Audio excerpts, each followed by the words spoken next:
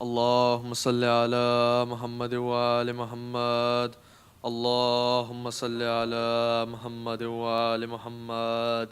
اللهم صل على محمد وآل محمد. بسم الله الرحمن الرحيم. اللهم إني أسألك وأتوجه إليك بنبيك نبي الرحمة محمد صلى الله عليه وآله.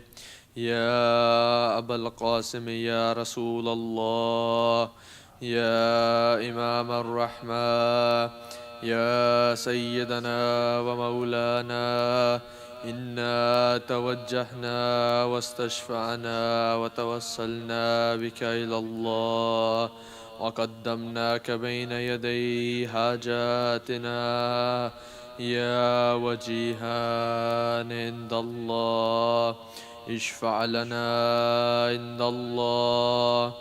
يا أبا الحسن يا أمير المؤمنين، يا علي بن أبي طالب، يا حجة الله على خلقه، يا سيدنا ومولانا، إنا توجهنا واستشفعنا وتوسلنا بك إلى الله، وقدمناك بين يدي حاجاتنا يا وجيها عند الله، اشفع لنا عند الله. يا فاطمة الزهراء يا بنت محمد، يا قرة عين الرسول، يا سيدتنا ومولاتنا، إنا توجهنا واستشفعنا وتوسلنا بك إلى الله، وقدمناك بين يدي حاجاتنا يا وجيهة عند الله، اشفعي لنا عند الله. يا أبا محمد يا حسن بن علي أيها المجتبى يا ابن رسول الله، يا حجة الله على خلقه، يا سيدنا ومولانا، إنا توجهنا واستشفعنا وتوسلنا بك إلى الله، وقدمناك بين يدي حاجاتنا يا وجيها عند الله، اشفع لنا عند الله. يا أبا عبد الله يا حسين بن علي أيها الشهيد يا ابن رسول الله، يا حجة الله على خلقه، يا سيدنا ومولانا، إنا توجهنا واستشفعنا وتوسلنا بك إلى الله، وقدمناك بين يدي حاجاتنا يا وجيها عند الله، اشفع لنا عند الله. يا أبا الحسن يا علي بن الحسين، يا زين العابدين يا ابن رسول الله، يا حجة الله على خلقه، يا سيدنا ومولانا، إنا توجهنا واستشفعنا وتوسلنا بك إلى الله، وقدمناك بين يدي حاجاتنا يا وجيها عند الله، اشفع لنا عند الله.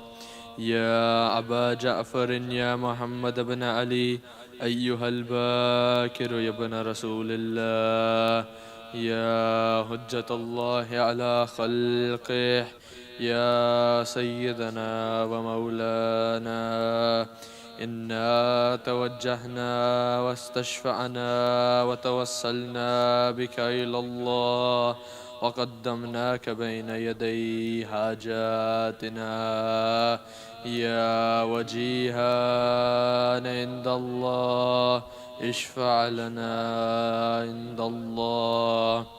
يا أبا عبد الله يا جعفر بن محمد أيها الصادق يا ابن رسول الله يا حجة الله على خلقه يا سيدنا ومولانا إنا توجهنا واستشفعنا وتوسلنا بك إلى الله وقدمناك بين يدي حاجاتنا يا وجيها عند الله اشفع لنا عند الله يا أبا الحسن يا موسى بن جعفر أيها القادم يا ابن رسول الله يا حجة الله على خلقه يا سيدنا ومولانا إنا توجهنا واستشفعنا وتوسلنا بك إلى الله وقدمناك بين يدي حاجاتنا يا وجيها عند الله اشفع لنا عند الله يا أبا الحسن يا علي بن موسى أيها الرضا يا ابن رسول الله يا حجة الله على خلقه يا سيدنا ومولانا إنا توجهنا واستشفعنا وتوسلنا بك إلى الله وقدمناك بين يدي حاجاتنا يا وجيها عند الله اشفع لنا عند الله يا أبا جعفر يا محمد بن علي أيها التقي الجواد يا ابن رسول الله يا حجة الله على خلقه يا سيدنا ومولانا إنا توجهنا واستشفعنا وتوسلنا بك إلى الله وقدمناك بين يدي حاجاتنا يا وجيها عند الله اشفع لنا عند الله يا أبا الحسن يا علي بن محمد أيها الحاد النكي يا ابن رسول الله يا حجة الله على خلقه يا سيدنا ومولانا إنا توجهنا واستشفعنا وتوسلنا بك إلى الله وقدمناك بين يدي حاجاتنا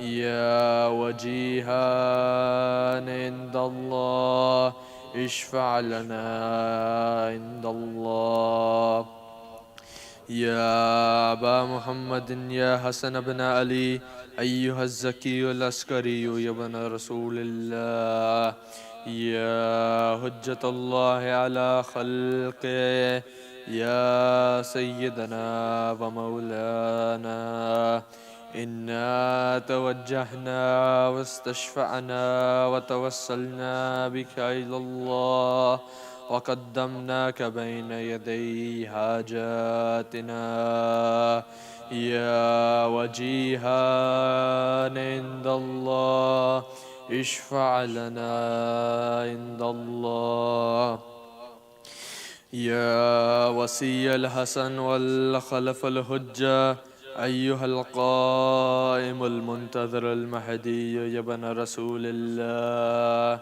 يا حجة الله على خلقه يا سيدنا ومولانا إنا توجهنا واستشفعنا وتوسلنا بك إلى الله وقدمناك بين يدي حاجاتنا يا وجيها عند الله اشفع لنا عند الله. Ask for your hajat.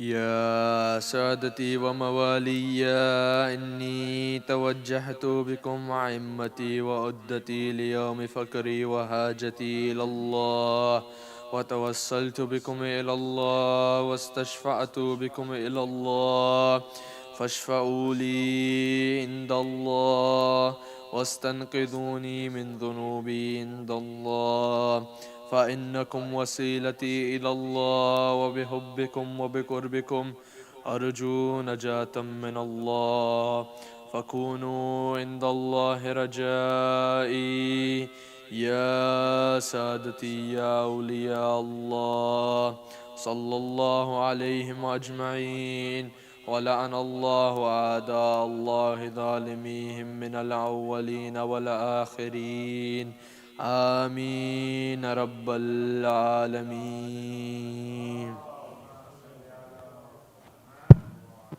سورة المباركة الفاتحة.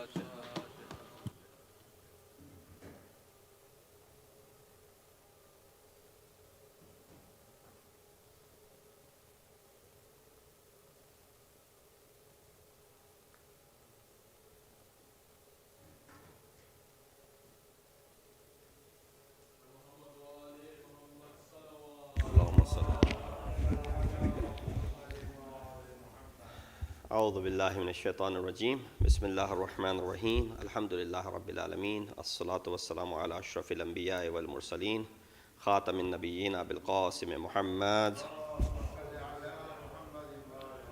وأهل بيته الطيبين الطاهرين المعصومين الذين أذهب الله عنهم الرجس وطهرهم تطهيرا. أما بعد فقد قال الله تبارك وتعالى وقوله الحق وهو أصدق القائلين بسم الله الرحمن الرحيم ويل لكل همزة لمزة صدق الله العلي العظيم. الله Assalamu alaikum wa rahmatullahi wa barakatuhu. Inshallah, very quickly, namaz is at 7:28. I'll try to be within the time. I recited the first ayat of Surah Humazah, chapter number 104, Tuesday night program, Dua Tawassul, and we do the Tafsir of Quran. Of course, abridged Tafsir and not a detailed one, because these ayat, each and every single one, require in-depth analysis, for which Mufassirin have written extensive books, and we will limit ourselves just for a summary, if you want to call it, of this surah. The surah begins by condemning وَيْلٌ لِكُلِّ هُمَزَةٍ لُمَزَةٍ. Woe to every slanderer and backbiter, who collects and hoards wealth, thinking that his property will make him live forever. By no means they will be thrown into hutama. Would you know what hutama is? It is a fierce fire created by God to penetrate into the hearts. It will engulf them in its long columns of flames. So you see, of course, very threatening words, words of punishment, words of severity, and to whom?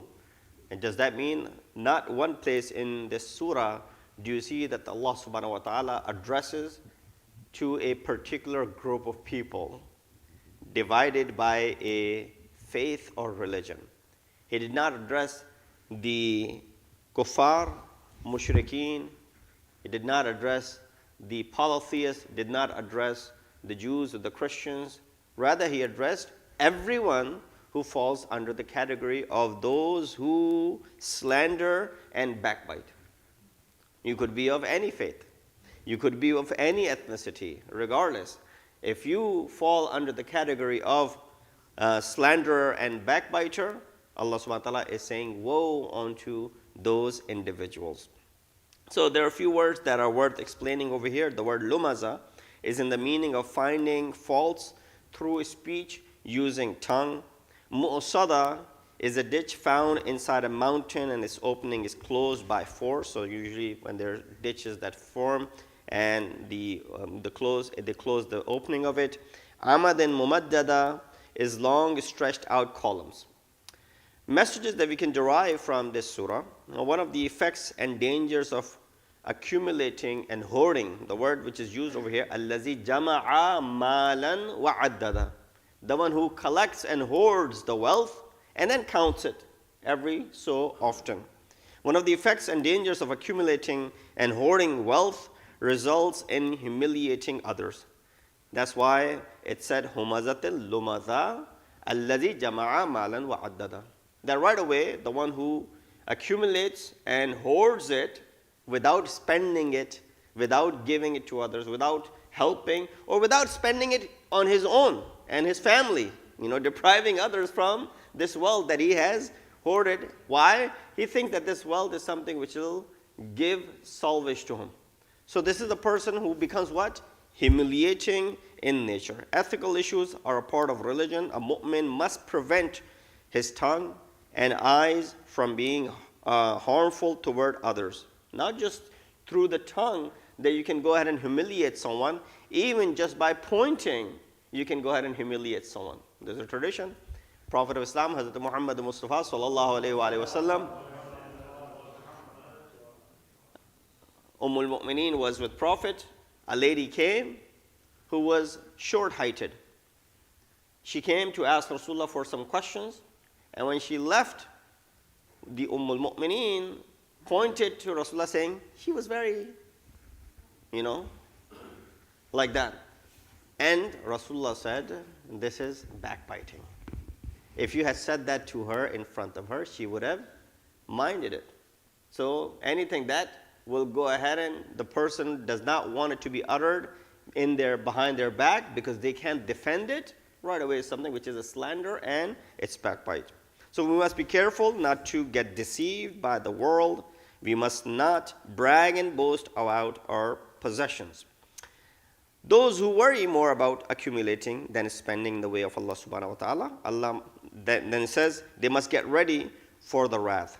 الَّذِي جَمَعَ مَالًا وَعَدَّدَ لَيُنْبَذَنَّ فِي الْحُطَمَةِ. They must hasten and get ready for the hutama. What is the hutama? Hutama is referred to as a place which is another name for Jahannam.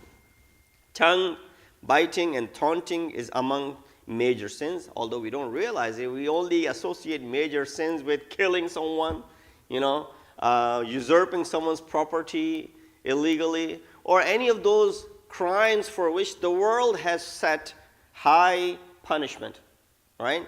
They're regulated here in our societies as big crimes. We consider those to be the major sins, while Quran says no, even these are considered to be major sins. Anything for which Allah has promised the wrath of the hereafter, the punishment of the Jahannam, that is under the category of the major sin. The reality of hellfire is beyond our comprehension. That's why the ayah says, وَمَا أَدْرَاكَ مَا الْحُطَمَةِ. So wherever you find this ayah, it's sort of repeated. Even in Al-Qari'ah, مَا الْقَارِعَةِ وَمَا أَدْرَاكَ مَا الْقَارِعَةِ. Where else have you heard it? Surah Qadr, إِنَّا أَنزَلْنَاهُ فِي لَيْلَةِ الْقَدْرِ وَمَا أَدْرَاكَ مَا لَيْلَةُ الْقَدْرِ. When Allah says وَمَا أَدْرَاكَ, of course He's speaking to the Prophet. O Prophet, what do you know what this Qadr is? O Prophet, what do you know what this Hutama is? O Prophet, what do you know what this Qari'ah is? Of course, Prophet knows. But the surprising element is something which is elevating this means of what Allah subhanahu wa ta'ala has created. So the name of the surah is Humazah, literally means rejecter. A person who rejects others by slandering and taunting to find faults in another.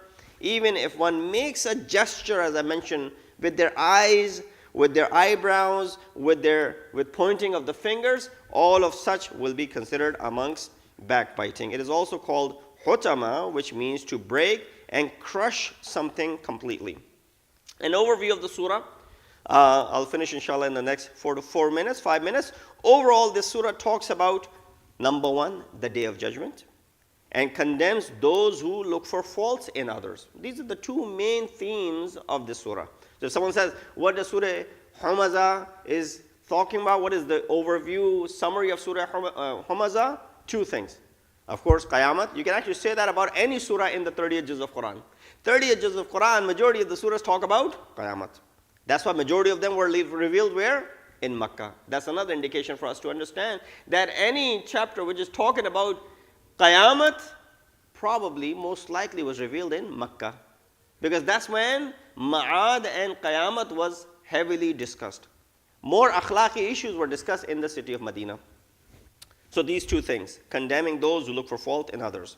Surah Humazah has 9 ayat, 33 words, 130 letters. It was revealed in Makkah before Hijrah and after Surah Qayamat.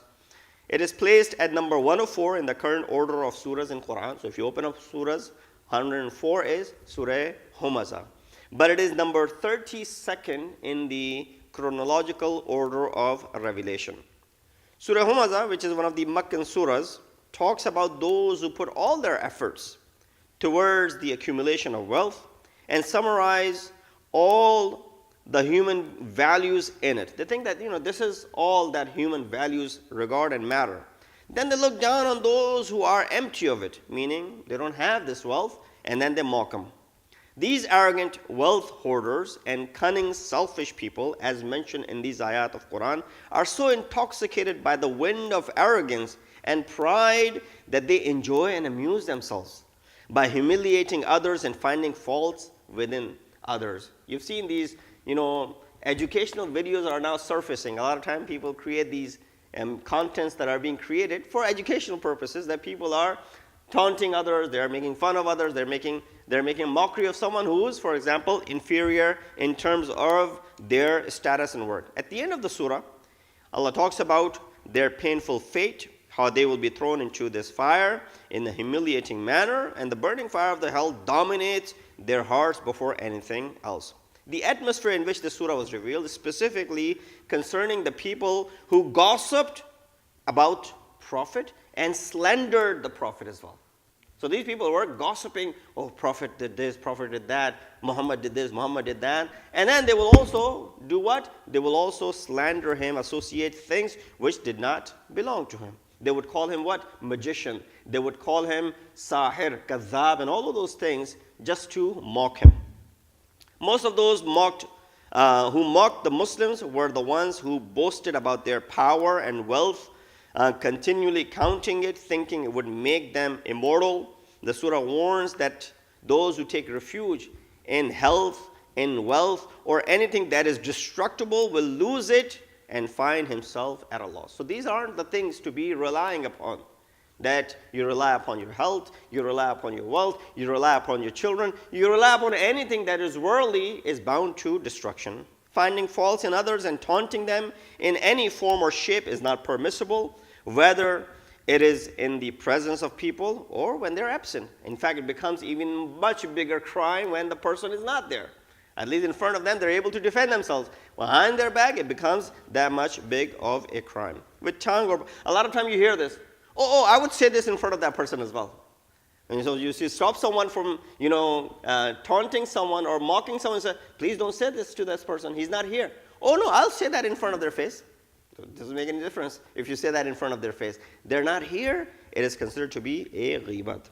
So therefore, some people take pleasure by counting their wealth and displaying it in front of others. They think that it is going to keep them alive forever, and death will never come upon them. Quran criticizes this skewed view and said, this vision towards the world will take you to the hellfire. Otherwise, acquiring wealth and using it properly is not condemned in Islam by any way or shape or possible. No, Quran, Islam says, emphasizes, go ahead and earn, accumulate for the sake of, yourself and people around you. The context, the surah from this context seems like it is referring to those people who mock the prophets and make fun of them. Last thing, features and the benefits of reciting the surah. Sixth Imam Ja'far as-Sadiq ﷺ said, whoever recites Surah Wailul likulli humazatil lumazah in his obligatory prayers, poverty will be removed from him, his sustenance will be plentiful, and the evil death will be removed from such an individual. Just by the recitation of this surah in your wajib prayers. We ask Allah subhanahu wa ta'ala to give us the tawfiq to recite the surah, understand its meaning, and apply that into our lives. Akhiru da'wana alhamdulillahi rabbil alameen. Allahumma salli ala Muhammad. It's time? Bismillah, Azan.